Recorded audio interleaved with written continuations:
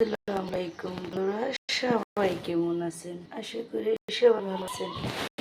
এগুলো কি জানেন? এগুলো হচ্ছে রুটি। কালাই রুটি খেতে ভালো লাগে, কমেন্টে জানাবেন। তো আমি কখনো কালাই রুটি খাই নাই। তো এক ভাই আমাদের এই বাসায় থাকে নিচতলায়। তো তাকে বললাম যে ফেসবুকে দেখি যে কালাই রুটিটা কিরকম ভাইয়া। কয়েক খাইতে অনেকটা মজা লাগে।